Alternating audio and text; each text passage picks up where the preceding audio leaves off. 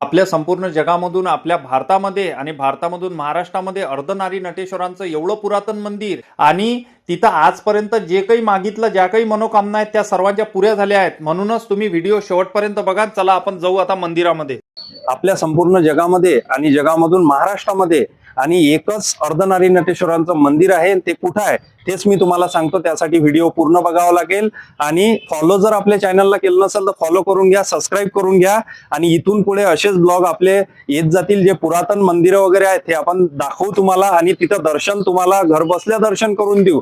त्यासाठी तुम्हाला व्हिडिओ शेवटपर्यंत बघावा लागेल सांगतोय. नमस्कार, मी संकेत पवार आणि आज आलोय आपण अर्धनारी नटेश्वरांच्या मंदिरामध्ये. आणि हे मंदिर येते कुठं? हे वेळापूरला मंदिर येते आणि वेळापूर येते माळशिरस तालुक्यामध्ये, जिल्हा सोलापूर. आज तिथे आपण आलेलो आहे. आपण दर्शन घेणार आहे आणि हे खूप जुनं मंदिर आहे आणि हे मंदिराची पूर्ण मी माहिती तुम्हाला सांगतो. तर चला या. साधारणतः या मंदिराला किती वर्ष झाले असतील असं तुम्हाला वाटते? एवढं पुरातन मंदिर वाटते हे आणि आजही मंदिर नवीनच वाटते. आणि कमेंट करून सांगा मंदिराला किती वर्ष झाले असतील साधारणतः. तर आता आपण आतमध्ये मंदिरमध्ये प्रवेश करणार आहे अर्धनारी नटेश्वरांच्या मंदिरामध्ये. आणि सर्वात प्रथम म्हणजे नंदीचं दर्शन केलं पाहिजे, कारण की नंदीचं दर्शन हे सर्वात आधी जर घेतलं आपण तर ते दर्शन आतमधलं पाहत होते. त्या कारणानं आपण सर्वात पहिले नंदीचं दर्शन घेऊ आणि तिथूनच आपल्या दर्शनाला सुरुवात करू. ओम नमः शिवाय, ओम नमः शिवाय. आता आपण आतमध्ये दर्शन घेऊया. आता आतमध्ये प्रवेश करू आपण.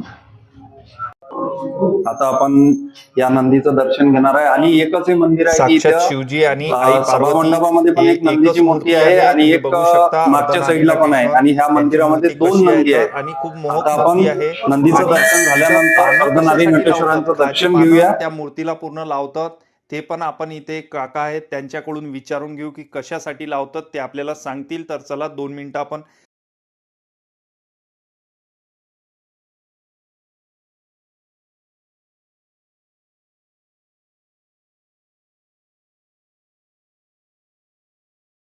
तर आता आपण काकांना विचारू की ते खायचे पानं कशासाठी लावतात मूर्तीला. तर ते काका सांगतील आपल्याला.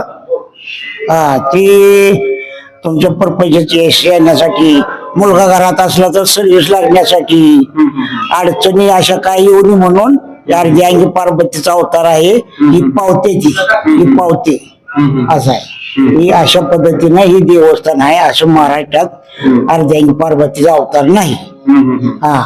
ही शंभो शंकराचा महादेवाचं ही पिढी ना पिढी असं आहे.